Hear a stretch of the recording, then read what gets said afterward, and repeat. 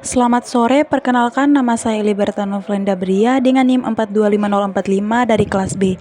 Pada video ini, saya akan mendemonstrasikan implementasi AI menggunakan Google Teachable Machine sesuai tugas UAS Praktikum Farmasi Digital. Saya akan mendemonstrasikan 3 jenis proyek, yaitu Image Project, Audio Project, Pose Project. Pada setiap proyek, saya akan menjelaskan proses data gathering, training model, serta testing dan evaluasi.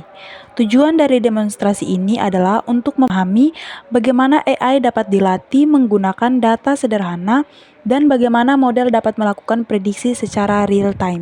Pertama, saya akan mendemonstrasikan image project. Pada proyek ini, saya membuat model artificial intelligence menggunakan Google Teachable Machine untuk membedakan gambar kemasan obat dan kipas mini. Tahap pertama, data gathering atau input. Saya membuat 2 kelas, yang kelas pertama adalah kemasan obat, kelas kedua adalah kipas mini. Saya mengambil sekitar 30 gambar pada setiap kelas. Pengambilan gambar dilakukan dari berbagai sudut, seperti tampak depan, samping, atas, serta pencahayaan terang dan redup. Variasi data ini penting agar model tidak mengalami bias dan mampu mengenali objek dalam berbagai kondisi sehingga hasil prediksi menjadi lebih akurat. Yang tahap kedua, training proses. Setelah seluruh gambar dimasukkan ke masing-masing kelas, saya menekan tombol train model. Pada proses ini, Google AI atau Google Teachable Machine melakukan ekstraksi fitur dari setiap gambar. AI mempelajari bentuk, warna, tekstur, ukuran, serta pola yang membedakan kemasan obat dengan kipas mini. Selanjutnya, model melakukan proses pembelajaran hingga menghasilkan model AI yang siap digunakan untuk melakukan prediksi. Tahap ketiga atau tahap terakhir, testing atau evaluasi. Selanjutnya, saya melakukan pengujian menggunakan webcam. Saat saya menunjukkan kemasan obat, model memprediksi kelas kemasan obat dengan tingkat probabilitas sekitar 98%. Kemudian, saat saya menunjukkan kipas mini, model memprediksi kelas kipas mini dengan probabilitas sekitar 97%. Namun, ketika saya menunjukkan objek lain, misalnya botol minum, model terlihat bingung sehingga probabilitas kedua kelas menjadi rendah. Hal tersebut terjadi karena objek tersebut tidak pernah dimasukkan ke dalam data pelatihan, sehingga model belum memiliki informasi untuk mengenalinya. Selanjutnya, saya akan mendemonstrasikan tentang audio project.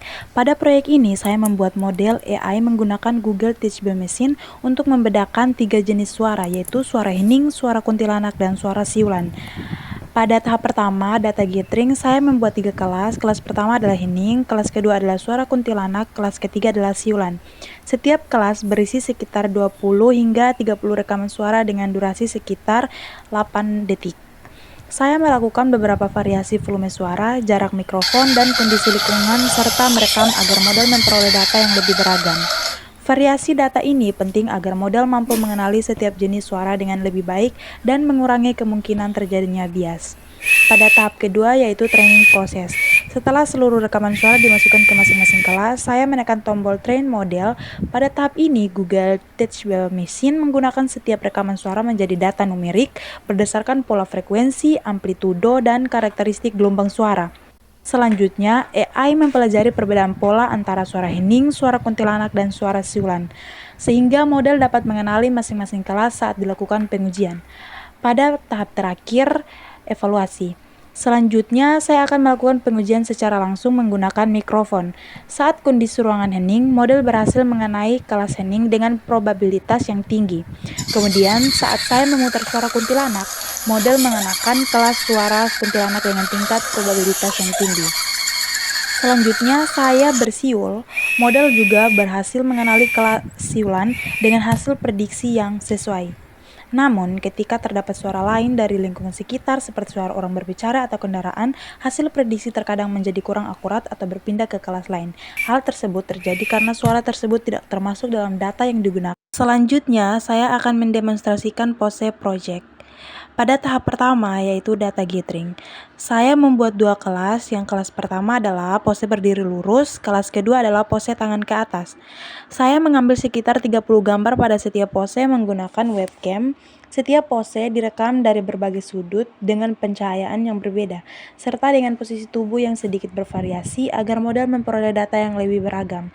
Variasi data ini bertujuan agar model mampu mengenali pose tubuh dengan baik dan berbagai kondisi dan mengurangi kemungkinan terjadinya bias.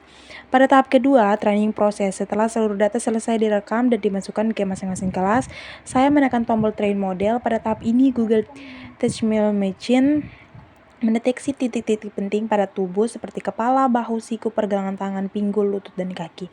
Selanjutnya, AI mempelajari pola posisi tubuh dari masing-masing kelas sehingga model dapat membedakan antara pose berdiri lurus dan pose tangan ke atas.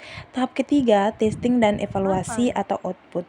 Selanjutnya, saya akan melakukan pengujian secara langsung menggunakan webcam. Ketika saya melakukan pose berdiri lurus, model berhasil mengenali kelas pose berdiri lurus dengan tingkat probabilitas yang tinggi. Kemudian, pada kelas kedua, saya mengangkat kedua tangan ke atas dan melakukan pose tangan ke atas. Model juga berhasil mengenali kelas tersebut dengan hasil prediksi yang sesuai.